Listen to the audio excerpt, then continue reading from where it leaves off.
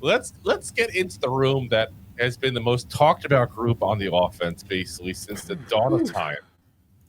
The one that, let's be honest, none of us want to talk about because it's a sad topic. The offensive line, is it finally fixed? Now, again, you can look at this offensive line room and go, did they really change anything? It's the same goddamn starting lineup. Andrew Thomas, Jon Runyan Jr., JMS, Greg Van Roten, at least for now. We'll find out. That's the one's not set in stone yet, but that's what we assume it's going to be for now. And, of course, Jermaine Eluemunor holds a special place in our heart. One of probably the most unsung heroes here on the Giants. But the backups is where everything changes now. Like, it's been like 2 years in a row that we're really pulling people off the couch at that point, including John Pugh. Look at you. Justin Pugh, to go ahead and play tackle for us because of the injuries. Always did Andrew Thomas, but I was trying to be nice about it. I'm going to say it. The main guy we had to tackle, though, the last couple of years has been Josh Ezeudu, who literally on this show we use as a verb. When someone Josh Ezeudu's you, it's they play you out of position because he's a goddamn guard. He's not a tackle. We finally admit. Like it took 17 years to move Neal to his rightful spot. So you had him, you had Aaron Stinney, Jake Kubas, who we didn't want to play, but we kind of did have to play. Evan Neal, who would look good at the run game last year, but couldn't pass block for the life of him or any quarterback behind him. Still can't. It wasn't good. It wasn't good. You go this year now, and let's be honest, out of all the backups, the one everybody's the most excited about is Marcus Baugh, who, listen, he's played everywhere in training camp. Like, he could just be the backup for literally every single offensive line position, basically. And I don't think the fans would be very upset at that. But Marcus Baugh has played right tackle, like we said, the last couple of days when Jermaine Eluemunor has been out as his wife gave birth to their newest child there, and has looked good. So there's something to be excited about change-wise. You got, of course, James Hudson, who I wish they would throw his contract into the Hudson. Like, he's just not good. I don't understand the move. I'm still confused by it. You go out and get Stone Forsythe as well, who at least has some experience playing tackle, but again, sucks. Josh Ezeudu still somewhere out there. I don't know where he is exactly. He's kind of lost in space. Danger Will Robinson. Like, I don't know where to even put him at this point. Evan Neal finally gets moved to guard, and I know people are excited, but there's no guarantee that works out. Still got Jake Kubas, who I'm not excited about. I never have been. I thought that was ridiculous to I feel like the Giants last year were trying to bubble wrap him. Like, ooh, he's going to be good. Just give him 1 year with us. He's going to be really good. Why would he be undrafted if he was that goddamn good? Like, I get it. Some guys that are undrafted make it. Obviously, every once in a blue moon, you get a Victor Cruz. I get it. But that's the way they treated him. Like, he was guaranteed to be the next Victor Cruz of the offensive line.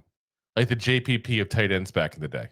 Like, it's absolutely ridiculous the way they treated this kid. He's just not that good. But yeah, I'm still trying to figure out the fascination with Joshua Ezeudu. That, to me, that 2 years ago when he got Daniel Jones, absolutely. I mean, I thought Daniel Jones I thought he took his soul that game in Miami. I really did. Joshua Ezeudu got that guy absolutely killed. To me, there's no reason to have him on the team still. After that, I would have been done with him after that alone. Let alone trying to make the team again a season ago and still trot him out there as your first backup swing tackle. That's the best we have after somebody goes down. Seriously, one of our starters go down, and Joshua Ezeudu is the best we have. That's just how you know. That's just how you know that TJ is a good guy, because Josh Ezeudu got that guy ass handed to him, and he still was like, he's a great guy. Let him show up to work. Love him. He should be back on the team. Fantastic. Maybe we should go ahead and make new shirts for the goofball store saying Ezeudu is doo-doo. Ezeudu is the poo-poo. Is the doo-doo. Like the Giants always kind of just fall in love with these certain guys. Like I remember the guy Matt Pert that they just kept around for like over and over and over all these years. Like, what are we doing? By a corner, like he was one-on-one battle with the corner and lost. That's the scary part. And yet, Denver managed to make him their swing tackle last year. Crazy. And it shows. That's why I keep saying the Giants are at least some of the problem. Like Jay says here, the common denominator is switching all their positions. Ridiculous. He's right. And the scary thing is that kind of scares me with Baugh a little bit right now because Baugh has looked good, but they keep on moving around. He's left tackle, right tackle. He's played guard. He's played center. Give him a spot. Let him learn a craft. That's facts, especially on the offensive line, because it's about so much about continuity and them gelling together. You can't just keep moving guys all around, all over the place. Like take what Jermaine Eluemunor said the other day. Like he said this is the best he's felt coming into a training camp because it's like the first year where he can just focus on one position and not have to be worrying about this. They playing the other side or playing guard or playing whatever. He just can focus on being the right tackle, and he just said he's so much more comfortable like with that. So. I don't understand it either. Yeah, the whole thing's crazy. Jay says, I want DJ to go in and order 100 vacuums from Rob and return them right before his commission check is printed. That's a dick move. DJ would honor his order. Yeah, even if he would return them the week after. Say what you want. He was a shitty quarterback, but he was a good guy. Yeah. Yeah. No, I don't think anybody ever needs 100 vacuum cleaners. You never know. You try to buy them wholesale and then resell. Oh my gosh. So where I'm at with the offensive line is I feel like it's very similar to where I'm at with the quarterback room right now, where it's a little hard to read because I feel like one player is going to change my opinion potentially of this offensive line. And it's Baugh of all people. If Baugh is as good as some people think he is, and I don't think anybody's saying he's going to be, the next Andrew Thomas. Like, I don't think that kind of craziness is happening. But if he's a legitimate starting caliber offensive lineman, you got somebody at the bench that can play any position, and that's a big upgrade and a nice thing to have at a group that's basically dealt with nothing but injuries forever. So, I give this group last year a D+ because again they were good before they got injured, but there's always the injury, so I can't get them up too high. So like a D+. So I'm going to take a C-. Slight upgrade. It's still a better depth group than it was, but it's nothing changed in the starter, so it's hard for me to go like, oh, they improved so much. But I'm going to give them a slight notch because the depth pieces are better, even if I disagree with some of the depth pieces. I'm going to you, James Hudson III. Esquire. What do you think, Mac? I mean, I don't. I got to see these guys play. It's hard right now. They're just a D for me until they prove to be better than that. Yeah, listen, I agree with you. I'm going to have to give them the D too. You're a little scared of giving us here. No, but seriously, like your starting offensive line is pretty much has been changed. You moved a couple pieces around. Yeah, you got some more depth, but you couldn't really see what we have to its full potential last year. Yeah, where this offensive line could have gone because they all got beat up and hurt. All right, so is injury going to happen again this year? Probably. So let's see where that goes.